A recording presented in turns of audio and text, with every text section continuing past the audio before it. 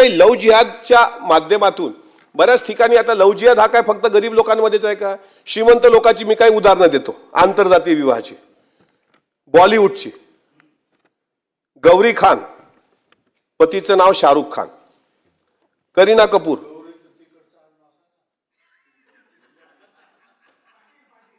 करीना कपूर, पतीचं नाव सैफ अली खान. सभापती महोदय ऐका हो, राठोड साहेब.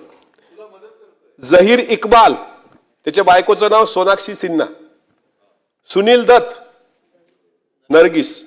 ऋत्विक रोशन, सुजैन खान. कुणाल खेम, सोहा अली खान. आमिर खान, किरण राव. म्हणजे इकडं लव जिहादचा कायदा लागू होत नाही, यांनी केलं.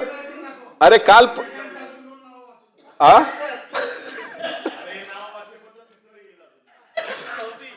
इकडचं एक नाव आहे पण मी वाचत नाही आता. काल सुद्धा प्रसाद दादांच्या घरी ते जे काही लग्न होतं तिथं सुद्धा अनेक त्यांचे मित्र दिसलेत मला येताना. म्हणजे काय असतं की धर्म असेल, जात असेल, पण वैयक्तिक जीवनात आपण कधी म्हणजे मी इस्कॉनवर आलो होतो. मी शेवटच कन्क्लूडच करणार आहे. माझी विनंती अशी आहे की द्रव्यदंड जो याच्यामध्ये केलेला आहे, द्रव्यदंड 7 लाखापर्यंत द्रव्यदंड, 10 लाखापर्यंत द्रव्यदंड, सक्त मजुरी शिक्षा. आता आदिवासी भागात सुद्धा मोठ्या प्रमाणामध्ये आदिवासी बांधवांमध्ये सुद्धा आमिष द्रव्यदंड तो जास्त वाढवाला त्या केस मधला.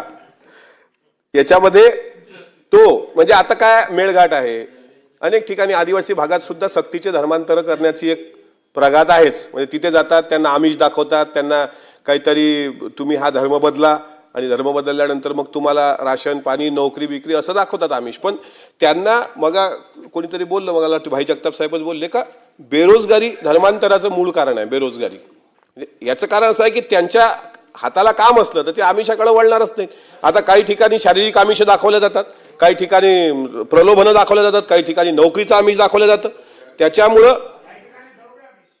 याच्यात लिहिलेलं आहे, बिलामध्ये लिहिलेलं आहे, ते काही ठिकाणी द्रव्य आमिष दाखवल्या जातात आणि त्या आमिषाला बळी पडून ह्या धर्मांतरं होतात. त्याच्यामुळे त्याविरुद्ध हा जर कायदा येत असेल, पण या कायद्याची अंमलबजावणी जर होत असेल तर मला असं वाटतं सरकारचं हा कायद्याच्या अनुषंगाने स्वागत केलंच पाहिजे.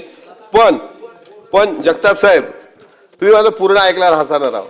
तुम्ही हसले ना की मला माझ्यावर की असं होऊ नये. सभापती महोदय हे बघा, ये पेड़ ये पत्ते ये शाखे भी परेशान हो जाए, अगर परिंदे भी हिंदू और मुसलमान हो जाए, सूखे मेवे भी ये देखकर हैरान हो गए, ना जाने कब नारियल हिंदू और खजूर मुसलमान हो गए, ना मस्जिद को जानते हैं ना शिवालों को जानते हैं, जो भूखे पेट होते हैं वो सिर्फ निवालों को जानते हैं, नफरतों का असर देखो, जानवरों का बंटवारा हो गया, गाय हिंदू हो गई और बकरा मुसलमान हो गया, हम रंगों को भी बांटते जा रहे हैं कि हरा मुसलमान का है और लाल हिंदू का रंग है, तो वो दिन दूर नहीं जब सारी की सारी हरी सब्जियां मुसलमानों की हो जाए और हिंदुओं के हिस्से बस टमाटर और गाजर आहे.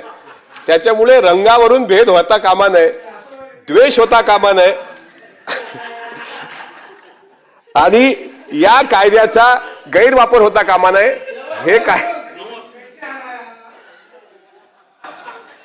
हे तर या कायद्याचं मुंब्राकरांनी तर काल नवीन इतिहास मांडला विधानसभेमध्ये. आता तो हे बघा काल